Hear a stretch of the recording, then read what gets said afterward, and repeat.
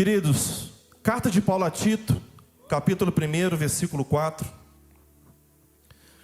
Os irmãos falaram que eu posso ministrar só até 11 horas, então deixa eu correr aqui, porque senão o tempo não vai dar. E eu falo mesmo.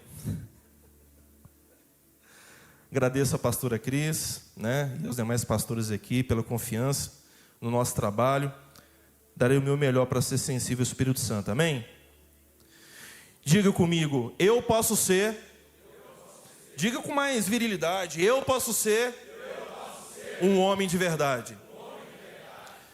Versículo 4 diz assim: escrevo a Tito, verdadeiro filho segundo a fé comum, graça e paz da parte de Deus Pai e de Cristo Jesus, nosso Salvador.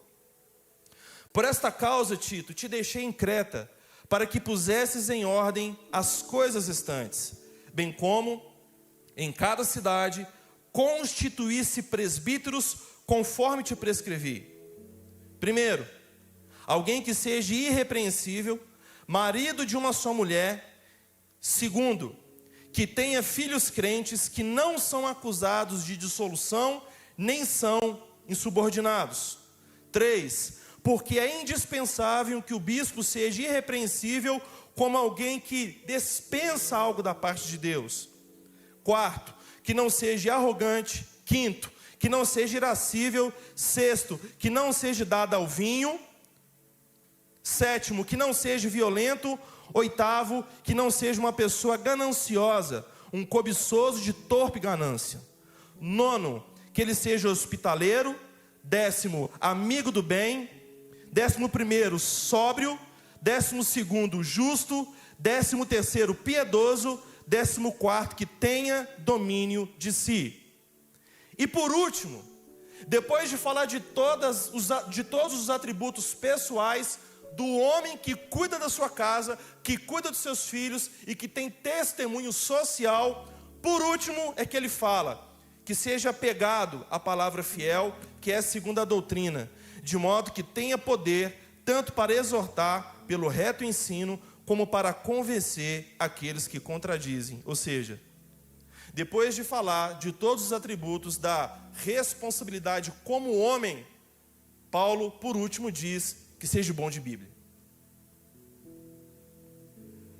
A comunidade cristã Unity nasceu do coração de Deus. Vocês têm dúvida disso? Não? Então diga assim: eu creio que esta família espiritual nasceu do coração de Deus. E eu, como homem, faço parte do que Deus está fazendo neste lugar. E do que Ele fará neste lugar. Você crê nisso? Uma vez que Paulo então entende que ele estava deixando um homem para dar a continuidade no trabalho que ele começou, ele falou o seguinte: comecei o trabalho aí em Creta, estou deixando você para dar continuidade, e você precisa agora colocar as coisas em ordem. A sua responsabilidade é de levantar outros homens para que auxiliem você no pastoreio, na supervisão, no cuidado, no comando das coisas que são necessárias dentro da vida de uma comunidade de fé aqui em Ribeirão das Neves. Paulo vira para Tito e fala com ele que vários atributos pessoais, coisas que um homem tem que ter para com sua esposa e com seus filhos e para com a sociedade, eram imprescindíveis para que ele pudesse ser escolhido para poder presidir a igreja, para poder servir o corpo de Cristo. Olha que responsabilidade isso. Durante muitos anos, e eu era uma vítima disso, eu achava que se eu fosse bom de doutrina, bom de Bíblia, bom para pregar, bom para cantar, bom para fazer um tanto de coisa performática aqui em cima do púlpito, ou liderando uma célula, eu seria apto para poder ser levantado como líder na igreja. Quando nós temos a tendência principal de olhar o que eu posso fazer para crescer na igreja, e a gente não pergunta o que eu tenho que fazer para ser um melhor dentro de casa, existe um problema espiritual muito grande na vida de uma pessoa que pensa assim, que é a orfandade espiritual. Quando eu e você não temos a paternidade de Deus bem resolvida sobre as nossas vidas, nós vamos ser constantemente dependentes da aprovação das pessoas. Por isso se faz o seminário, por isso se lê tantos livros, por isso se busca tanto conhecimento, tanta performance, para poder chamar a atenção das pessoas que eu sou bom naquilo que eu faço. Aleluia! Glória a Deus! Vamos lá, vamos fazer encontro disso, conferência daquilo, corre daqui, corre de lá. A onda agora é isso, não, a onda agora é aquilo. Eu tenho que fazer aquilo para ser um bom obreiro, um bom líder. Enquanto isso, o casamento é uma meleca. Enquanto isso, o relacionamento com o filho está travado, está inexistente. Enquanto isso, as finanças estão arrastando. Enquanto isso, a vida profissional, a vida empreendedora, a vida financeira está lá, largada às traças. Deixa eu te falar uma coisa, homem de Deus. Você não precisa fazer mais nada para chamar a atenção do Senhor. Há 2000 anos atrás, Ele foi pendurado numa cruz. Ele atraiu toda a atenção de Deus Pai sobre Ele, e Ele recebeu toda a punição que eu e você merecíamos. Toda mentira, toda traição, todo adultério, toda imoralidade, todo erro que eu e você cometemos em vida, antes de nós mesmos nascermos, Cristo já levou sobre Ele toda a condenação, toda a punição pelo meu, pelos seus pecados. Você pode dar um aleluia por isso? Por isso que as Escrituras nos afirmam, se alguém está em Cristo, nova criatura é. As coisas velhas já passaram, tudo novo se fez, justiça imputada. Algo já foi feito garantindo para você que se você quiser andar com Ele, você será transformado no comportamento de glória em glória à imagem daquele que te criou, que é o próprio Deus. Então já não há mais nenhuma dívida sobre todos nós que estamos em Cristo Jesus. Só que enquanto nós tentarmos levar a vida cristã buscando performance, buscando reconhecimento, buscando os primeiros lugares, o que vai acontecer com a gente? Nós vamos nos distanciando do relacionamento com Deus. Por quê? Porque a nossa performance não pode atrair a presença de Deus. Pelo contrário, ela o repele. Porque Deus resiste aos soberbos, mas concede a sua graça aos humildes. O Evangelho não é sobre performance, o Evangelho ele é sobre rendição. O Evangelho não é sobre o tanto quanto que você busca para si mesmo, mas o tanto quanto você renuncia a si mesmo para receber dele o que ele tem para você. Irmãos, eu sei que não é fácil cuidar de uma casa. Eu sei que não é fácil você expressar a paternidade se eu e você não tivermos boas referências de pai. Eu sei que não é fácil você dar conta, de tanto boleto, de tanta despesa, de tanta responsabilidade, de tantos sonhos e desejos que esposas e filhos têm nesse tempo. Eu sei porque eu também sou pai, eu também sou marido, eu também sou empreendedor. Mas eu posso te dizer uma coisa? Se a gente parar para poder considerar como que está a saúde relacional com as nossas esposas e com os nossos filhos, isso diz muito mais a respeito daquilo que estamos deixando de ser do que aquilo que estamos deixando de entregar para eles. Uma esposa e filhos que sabem que estão aliançados com um homem comprometido com a saúde relacional, eles podem até desejar demais, mas no fundo eles vão entender que você é feito de carne e osso como eles, e eles aguardarão o tempo necessário para receber o que você pode dar para eles no tempo certo. Você não tem que dar conta de tudo. O que mais nós estamos percebendo hoje? As mulheres clamam para que os maridos saiam de casa. Vai, meu amigo, vai lá, produz. E vamos ter um carro novo, vamos ter uma casa nova, vamos reformar, vamos fazer isso, vamos fazer aquilo. Só que a custa de quê? A custa do relacionamento, a custa da intimidade, a custa do prazer da presença um do outro. Não dá para a gente fazer tudo, irmão. A não ser que você descobriu um produto, um curso, alguma coisa, que você passa 2 horas fora de casa e quando chega em casa para passar 8 horas brincando com seu filho. Aleluia! Mas não é a realidade de 99,9% da população masculina, sim ou não? Não é isso? Só que a questão é, uma vez que nós não nos vemos suficiente bons para as nossas esposas, para os nossos filhos, a primeira atitude que a gente tem é tentar prover através do trabalho. Não pude estar presente, não sei abraçar, não sei amar, então vou dar bom presente. Então vou dar uma boa escola, então vou dar uma boa roupa, então vou dar uma boa casa. Faz sentido para vocês?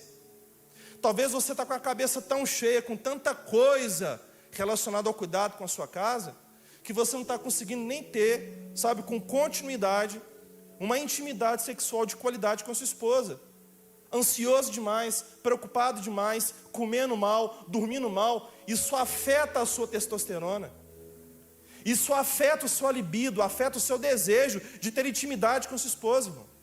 É ciência, está comprovado.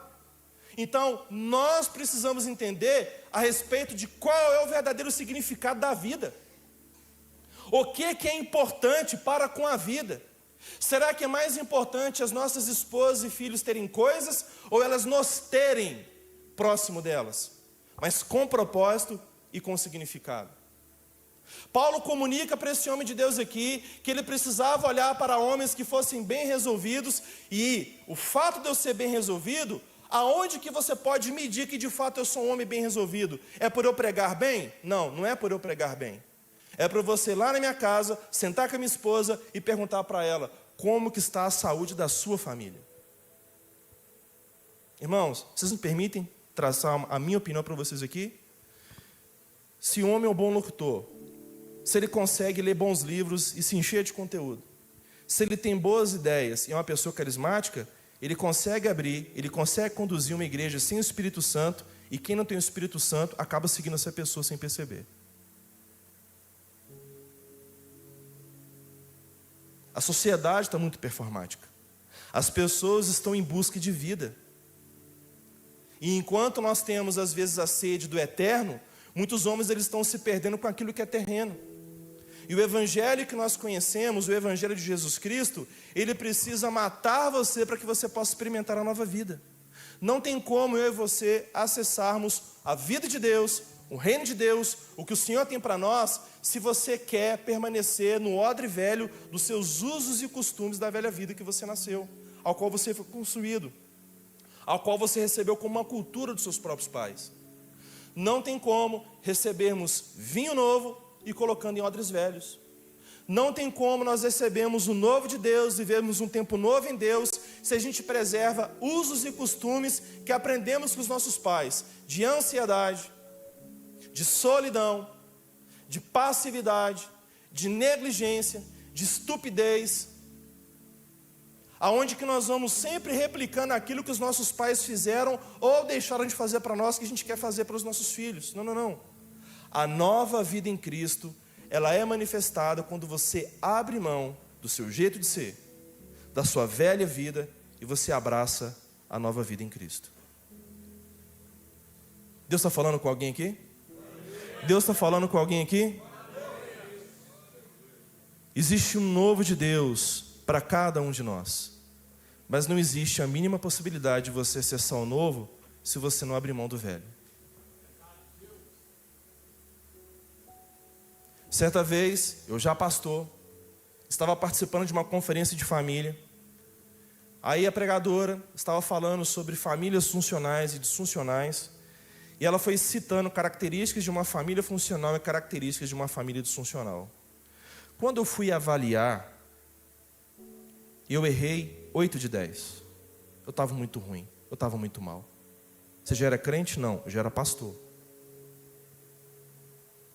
3 anos se passaram e eu entendi que eu precisava parar o ministério, porque eu estava reprovado para o ministério. E sabe qual foi o problema?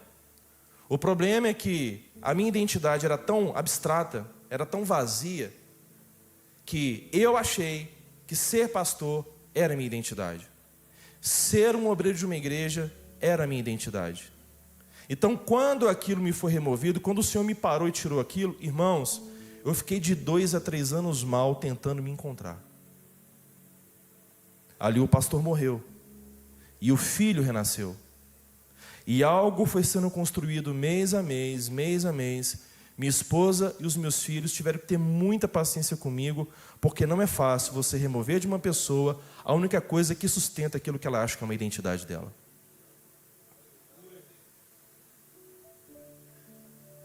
Para mim, era impossível parar para poder cuidar da minha saúde emocional.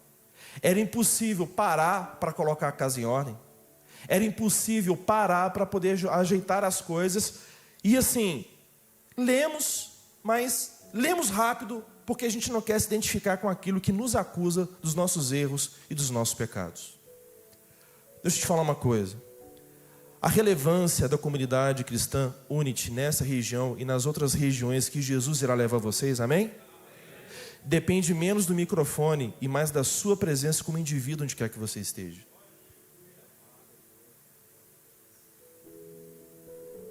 Você leva o seu carro na oficina, o mecânico está lá, mal-humorado, triste, nervoso, dá uma patada em você e você tem duas opções.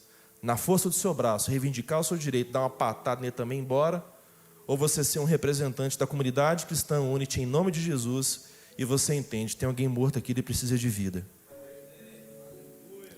Amigo, dá uma pausa e olha aqui para mim, tudo bem? Vamos começar de novo? Me chamo Rafael, vim aqui para consertar meu carro, mas eu estou precisando que você está precisando de ajuda. Posso ajudar alguma coisa, meu amigo? Por que você está nervoso desse jeito?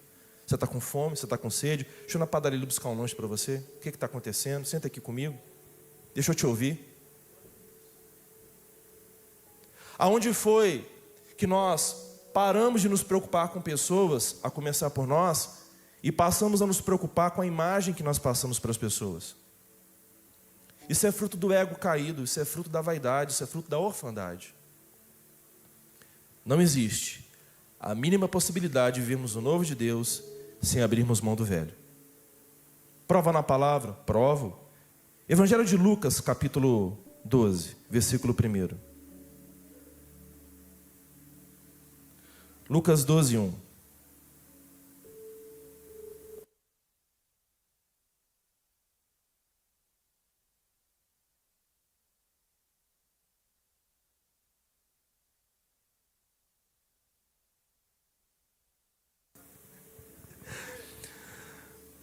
Lucas 12, 1 diz assim, irmãos: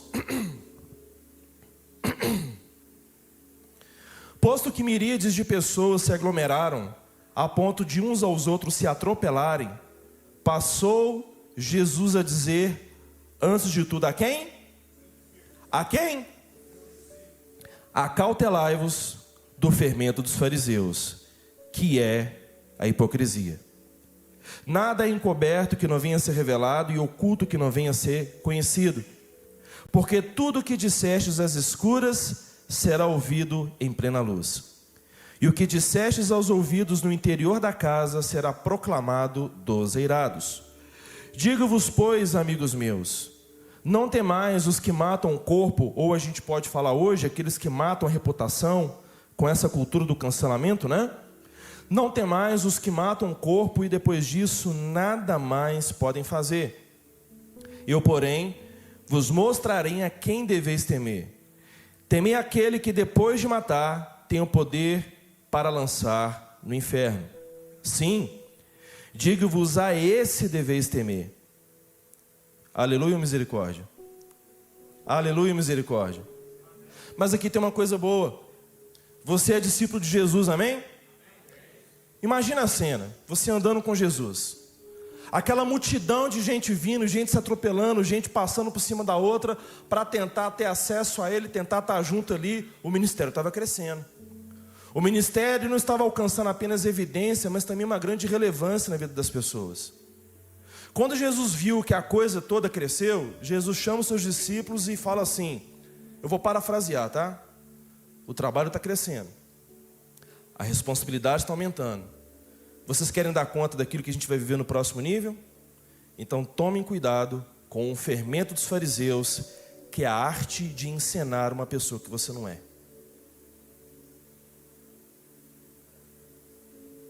No capítulo 11, Jesus debate com os fariseus, com os saduceus, com os escribas, a respeito de você se preocupar com fora e não se atentar com o que está do lado de dentro. Jesus debateu com os caras não aceitaram, falou assim, desse jeito só nos ofende. E Jesus foi para cima, ofendeu os caras na palavra, levando eles a entender, vocês não passam de sepulcros caiados.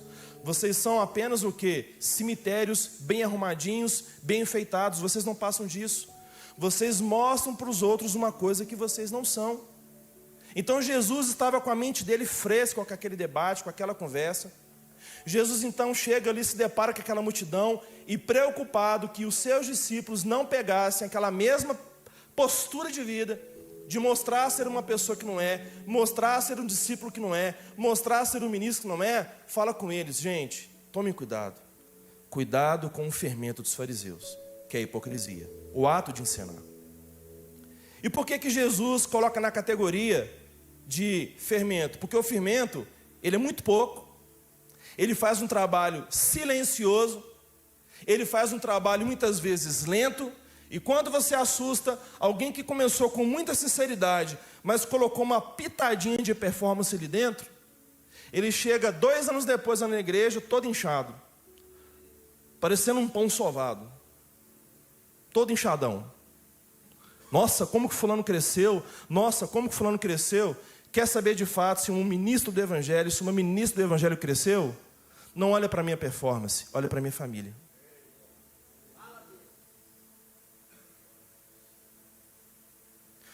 Quando eu ouvi mensagens como essa, há anos atrás, o meu velho homem, o menino ferido dentro de mim, ele se armava.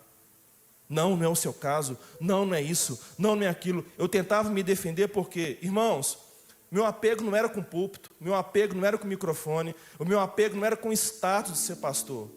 O meu apego era para a comunidade ao qual eu fazia parte, e ali, no momento daquela igreja, na cultura daquela igreja, só recebia atenção e cuidado aqueles que trabalhavam na igreja.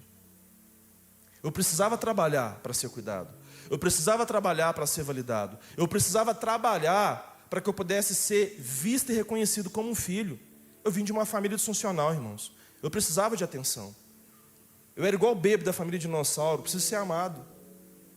Só os mais 40 aqui que vão entender a referência, né? Estou desatualizado pra caramba, não estou? Mas vocês estão entendendo? Por que muitos homens buscam mulheres fora do casamento? Por que a esposa não é suficiente? Carência. Problema mal resolvido com a mãe.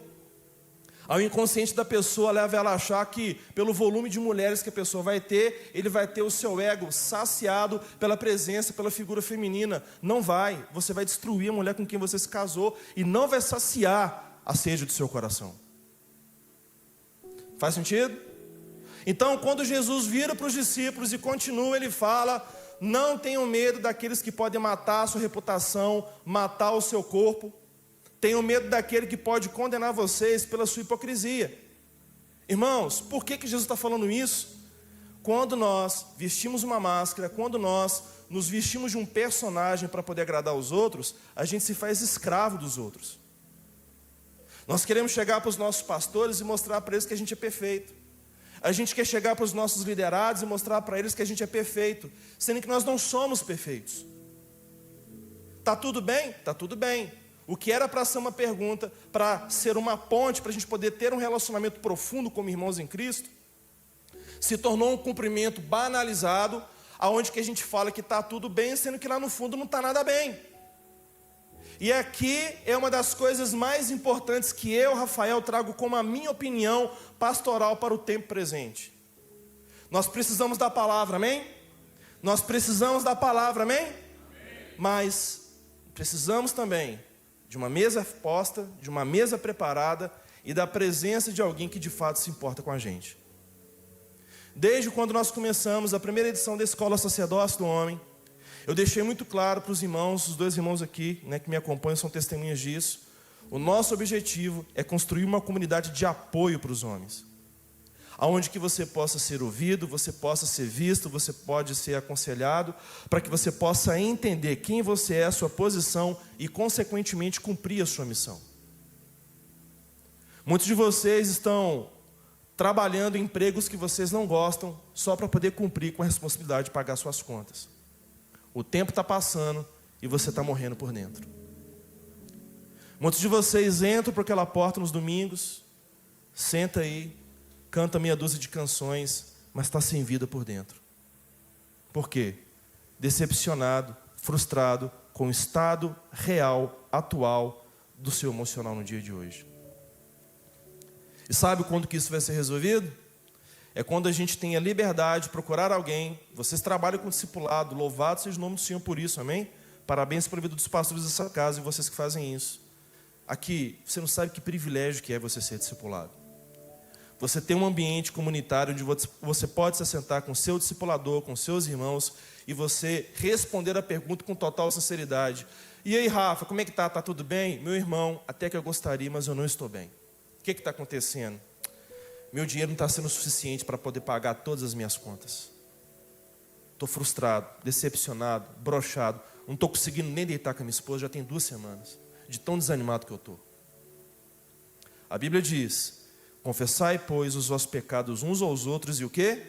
E orai uns pelos outros para seres o quê? Sarado. Quando eu abro o meu coração dizendo como de fato eu estou, sem máscara, sem hipocrisia, eu dou ao meu próximo, ao meu irmão, ao meu discipulador, ao meu pastor, ao meu líder, ou qualquer pessoa que se comprometa a me ajudar, a oportunidade dele ver o meu ponto cego e me ajudar a ver aquilo que eu não estou enxergando. Faz sentido para vocês isso? Entenda bem, quando nós decidimos caminhar juntos, com uma mente franca, aberta, entendendo que nós temos uma aliança para crescer em Deus, aquilo que eu não tenho está depositado em você. Aquilo que você não tem está depositado em mim. Por isso que as Escrituras nos ensinam de que 2 ou 3 de vocês ligarem algo na terra, o que ligarem na terra será ligado aonde? No céu. Nós precisamos de uma visão mais ampla. Nós precisamos de uma percepção a respeito do Evangelho e do Reino mais ampla. Não somente ligada aos meus medos, aos meus traumas, à minha falta, à minha escassez, ou à minha megalomania de querer ser mais daquilo que o Senhor quer que eu seja. Quando nós temos uma aliança com o corpo de Cristo, eu dou a você o direito, o privilégio de você andar próximo de mim, e você vai ter a total objetividade, legalidade de me comunicar aonde eu estou falhando. Quando o autor de Hebreus, ele identifica que os irmãos estavam recuando, ele fala: não deixemos de congregar como é o costume de alguns. Antes, porém, façamos admoestações, exortemos uns aos outros no dia que se chama hoje, para que nenhum de nós sejamos o quê? Enganados, o quê? Pelo engano do pecado. Uma comunidade de fé, ela não se reúne para encher um prédio. Uma comunidade de fé se reúne para enchermos as pessoas do Espírito Santo. Nós nos reunimos para removermos a culpa, para removermos tudo aquilo que está perturbando você no mundo espiritual, perturbando você no campo das emoções. Aonde tem fome, entrar com dinheiro. Aonde tem semiga cortando a sua energia, entrar com dinheiro e pagar a sua energia. Aonde tem mulher briguenta, é juntar 2 casais, ir lá e visitar. Irmã, vem cá, o varão está falando aqui que você tem um dom de língua, irmã, o que está acontecendo? Vamos conversar aqui, você está falando pelos cotovelos. Você está oprimindo esse homem seu, irmã? Pelo amor de Deus, que língua você está falando, varô? Tem algum irmão batendo na esposa, a esposa denuncia, junta aqui uns 10 irmãos, vai fazer oração com imposição de irmãos lá no irmão, chegando lá com muito amor, com muito carinho, de preferência os irmãos bem malhados, braçudo para chegar lá. Ô varão, ficamos sabendo aqui que você está batendo sua esposa, vimos aqui orar por você. Você deseja receber uma oração, irmão? O que está acontecendo? Brincadeira, viu, irmãos? Edita esse vídeo depois aí, viu? Em nome de Jesus. Fato é que muitos de nós, por termos vindo de famílias disfuncionais, a gente nem sabe o que significa ser família. Estamos aqui assentados, nos escondemos atrás de roupas, bonés caros, tênis caros, relógios caros, celulares caros, para que você olhe para mim e possa me considerar por aquilo que eu tenho. E eu não quero que você descubra quem eu sou, porque quem eu sou é feio. Quem eu sou, eu não tenho orgulho. Existe um ditado que diz que toda falta acaba nos levando a cometermos excessos. Se eu dependo, não estou dizendo que é errado você ter coisas boas, amém? Se Deus te deu o dom, te deu a graça, faça isso. Mas se pergunte, o carro, a casa, o tênis, o boné, a blusa, tudo que você compra, é porque de fato você tem uma necessidade que vai te trazer algum retorno, ou é fruto de uma vaidade que você quer mostrar para as pessoas, uma pessoa que você não é, com dinheiro que você não tem, para pessoas que às vezes não se importam com você lá fora. E nessa loucura de tentar mostrar para as pessoas um personagem que nós não somos, muita gente está se endividando, andando além da sua medida. Aonde que a gente coloca a coisa em ordem é quando a palavra é liberada. Deixa eu ensinar um princípio para vocês que talvez não saibam. Gênesis 1 nos fala que a terra estava sem forma e o Espírito do Senhor pairava sobre a face das águas. O Espírito estava ali. E a palavra hebraica, que é traduzida como pairava, ela traz o sentido de estar ali pronto para o próximo passo, aguardando uma ordem. Até que aconteceu do Senhor liberar uma palavra, e disse Deus: haja luz. Se a sua vida está em desordem, é porque está faltando a liberação de uma palavra do Senhor. E talvez você está tão sufocado pelo que você tem vivido, que você não está conseguindo sozinho ouvir a palavra do Senhor. É nesse momento então, quando você está mais sufocado, que você precisa congregar com entendimento. Ligar para 2, 3 irmãos, pedir uma mesa, sentar com eles, confessar o que você está vivendo. Agora, indo para o outro lado, vocês possuem habilidade de ouvir uma pessoa sem julgá-la? Vocês possuem habilidade de cumprir o mandamento que Jesus nos deu em João 13? Quando Jesus, ele tira parte das suas vestes, ele pega uma toalha, amarra na cintura, pega uma bacia, ele se ajoelha diante dos seus discípulos, ele começa a lavar os pés uns dos outros, tirando toda a poeira, todo o cocô de animais, Jesus lavando. E Jesus depois pergunta para eles: vocês entenderam o que eu fiz por vocês? O que eu fiz, eu quero que vocês façam uns pelos outros. Preparou a mesa? Preparou a ceia? Fala, meu irmão, que eu estou aqui para te ouvir. O que está acontecendo? Ah, pastor, eu não estou conseguindo conexão com meu filho. Ah, pastor, o meu filho está inclinado ao homossexualismo. Ah, pastor, eu descobri que a minha filha está grávida. Ah, pastor, eu descobri isso. A gente não pode ter aquela tendência: você? Sua esposa?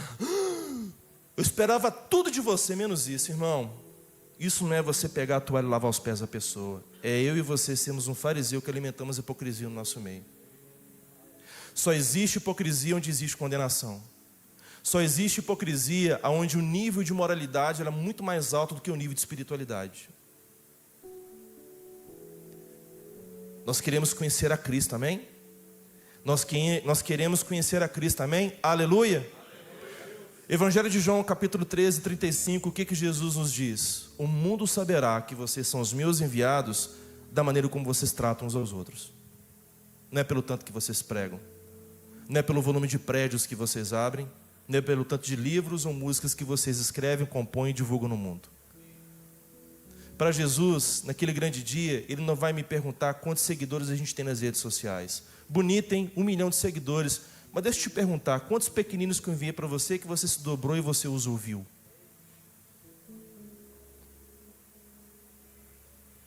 Aquele que tinha todo o poder, na glória com o Pai, se fez pequeno para poder nos comunicar o amor e a graça.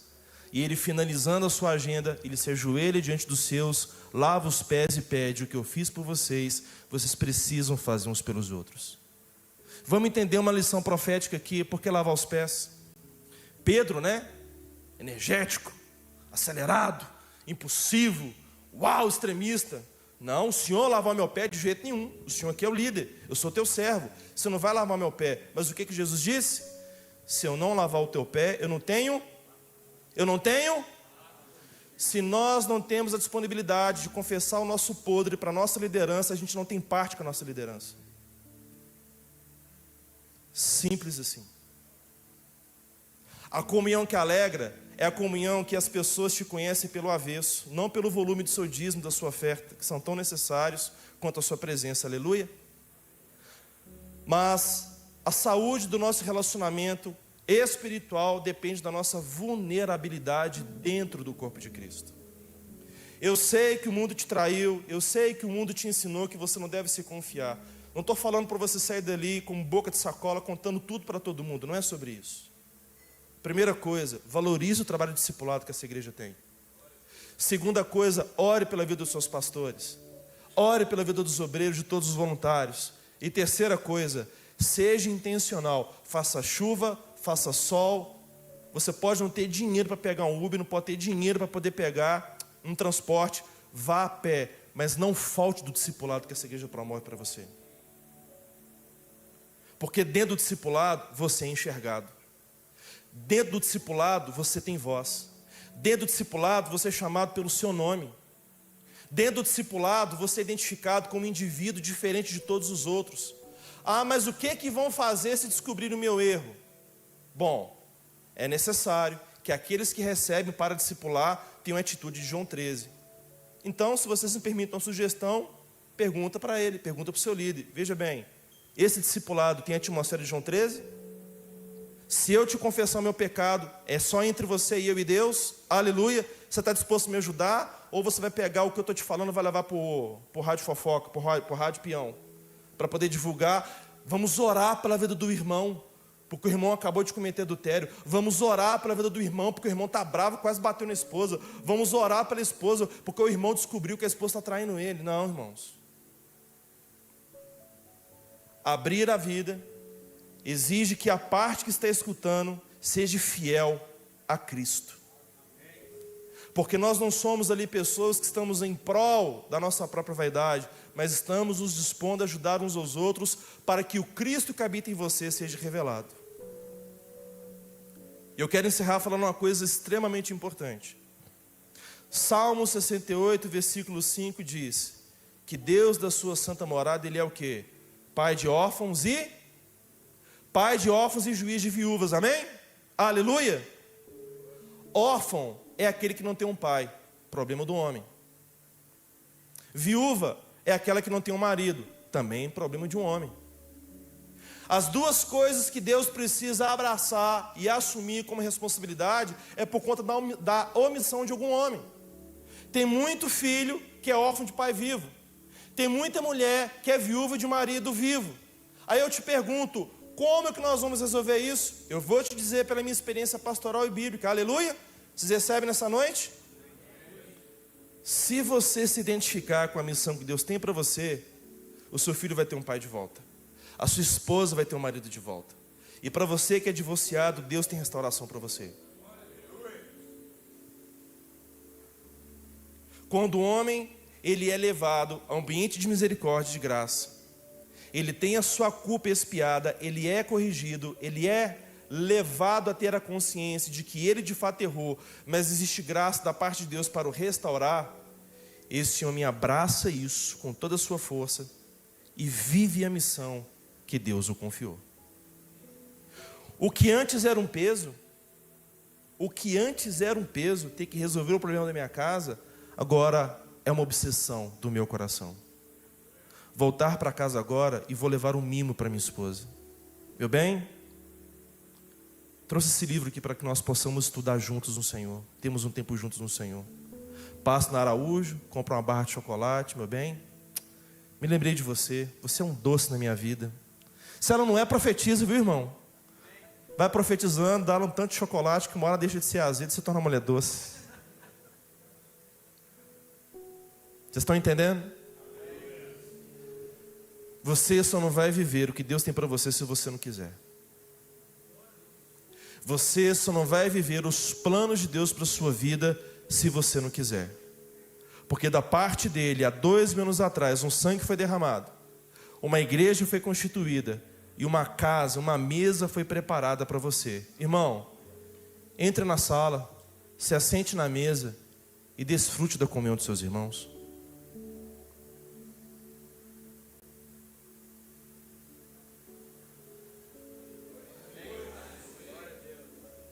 Precisamos de uma mesa, precisamos de uma presença e precisamos da Bíblia aberta.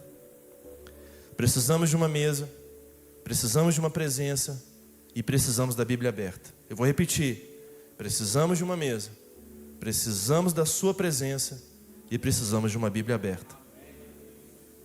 Confessai, pois, os vossos pecados uns aos outros e orai uns pelos outros para serem sarados. Vocês nos permitem orar com vocês? Fique de pé do seu lugar.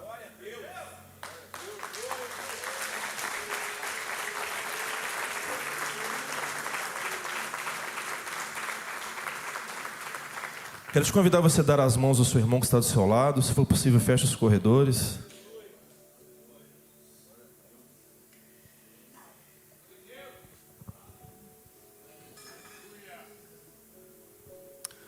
O Cristo que habita em mim quer se revelar a você. O Cristo que habita em você, Ele quer se revelar a mim através da sua vida. Existem apóstolos aqui neste lugar, profetas, pastores, mestres, evangelistas, diáconos, homens com dons de cura, homens com dons para prosperar, para poder fazer crescer aquilo que vão estar administrando financeiramente em nome de Jesus. Existem empresários aqui que irão crescer para o reino de Deus, para financiar projetos missionários, financiar a casa do Senhor. Aleluia! Existem homens aqui que já têm um dom na palavra, mas sabe de uma coisa? Muitos de vocês estão enterrados no cemitério da culpa. E a gente precisa encerrar isso aqui nessa noite. Eu sou tão falho como você. Eu sou como Elias, um homem que acabou de, provar o poder de Deus ali no monte. E quando desce, por conta da ameaça de uma mulher, ele pede a morte. Nós somos assim, suscetíveis a cometermos essa falha de querermos desistir. Mas essa pessoa, quem você está sentindo um calor da mão dela na sua, essa pessoa, ela precisa de um dom que ela não tem, mas que está em você. Eu estou aqui, não porque eu decidi perseverar, mas porque minha esposa, meus filhos, meus pastores, meu pastor hoje. Hoje eu tenho um pastor direto, que é o pastor Ronaldo Santos, líder do Ministério Recomeçar. E tenho também um apóstolo, um conselheiro sobre a minha vida, que é o pastor Judson de Oliveira, que é um homem que fala muito ao meu coração. Esses homens não desistiram de mim. Esses homens me incentivaram e falaram: Rafa, continua, Rafa, não para, Rafa, está na hora, vamos levantar, chega, sai dessa, vamos dar continuidade. Talvez vai ter um dia que você vai estar lá na biqueira, compro, não compro, compro, não compro, compro, não compro. Antes de comprar, faz uma coisa, liga para o teu discipulador, fala: mano, estou aqui de novo, cara, eu estou fraco, não estou aguentando, me ajuda. A sua esposa falou para você um tanto de coisa. Antes de apelar com sua esposa, pega o telefone, liga para o teu discipulador, para o teu irmão, fala com ele: mano, minha esposa acabou de falar isso, isso, isso comigo, eu sou assim mesmo. E deixa Deus usar a sua vida para você falar com esse irmão. Nós precisamos uns dos outros. Nós precisamos de um ambiente de vulnerabilidade. Nós precisamos de um ambiente de uma humanidade espiritual nesta casa. A comunidade de homens aqui precisa ser aonde que um é pelo outro, um guerreia com o outro, um ajuda o outro. Se for necessário bater laje, bora lá. Se for necessário ajudar, irmão, toquei no posto, botei gasolina, esqueci que estou sem dinheiro, me ajuda, irmão. Socorre teu irmão. Sem mais para picaretagem, tá? Mas entenda bem, quando você serve o próximo, quando você se coloca à disposição para servir o próximo, a sua alma é purificada. Lucas 11:41, Jesus disse que quando nós ofertamos, quando nós damos esmola, quando nós ajudamos o necessitado, a nossa alma é purificada. É tempo de sairmos desse cemitério de culpa, dessa atmosfera de culpa. Feche seus olhos e comece a orar pelo seu irmão. Comece a orar por essa comunidade de homens. Eu vejo pela fé apenas uma fração daquilo que vocês serão daqui a alguns anos neste lugar. Uma comunidade relevante, uma comunidade que terá influências na política, no governo, na rede de empresários dessa região. Eu vejo pelos olhos da fé vocês sendo relevantes na vida de órfãos nessa região. Projetos sociais para abençoar crianças, adolescentes que estão perdidos lá fora. Cristo que habita em você quer se revelar para essas crianças, para esses jovens, para esses adolescentes. Mas nós precisamos arrumar a casa. Precisamos nos livrar da culpa. Precisamos confessar pecado, receber perdão e seguir rumo ao propósito que o Senhor tem para nós. Pai, em nome de Jesus, essa noite eu liberei a Tua palavra, e a minha oração é que o Senhor possa cumprir com o propósito dela aqui neste lugar, nesta casa.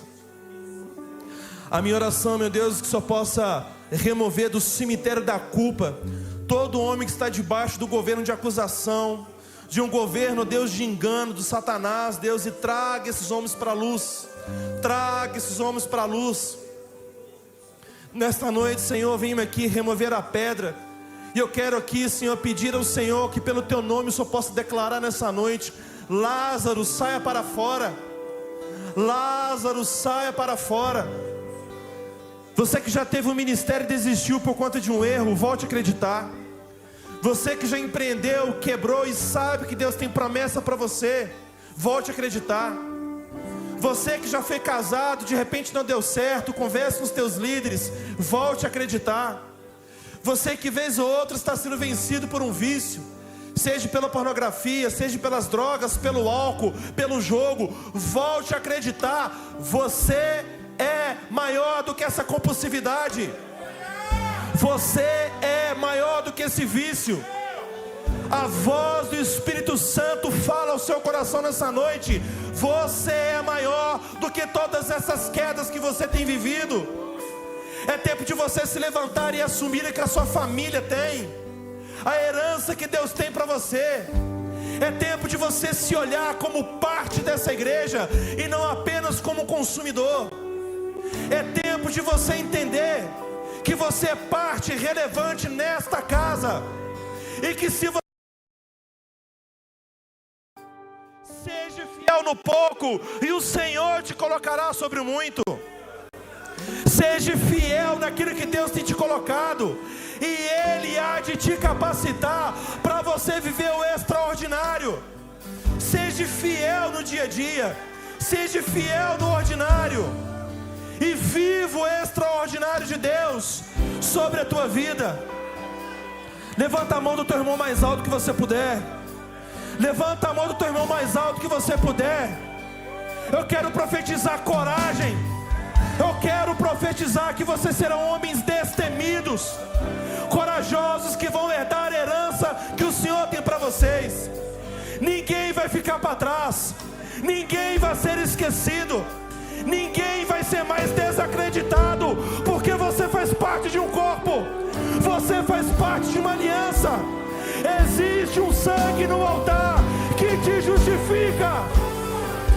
Existe um Espírito sobre esta casa, que é Ele que te capacita. Ouse em sonhar, ouse em ter a coragem e herdarem a terra prometida, em nome de Jesus, em nome de Jesus, em nome de Jesus. Aleluia, aleluia. Deus abençoe vocês.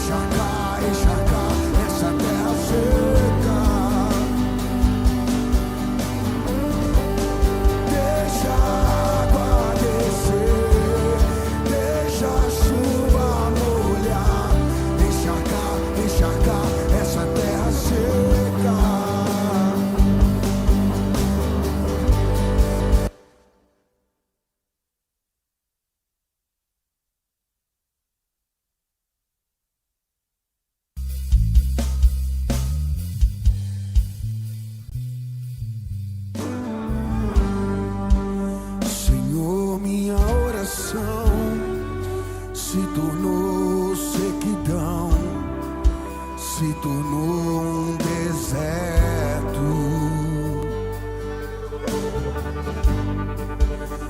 Até minha oração já não passa de canções, de palavras repetidas. Senhor, minha oração se tornou sequidão, se tornou um deserto. Até minha oração já não passa de canções, de palavras repetidas.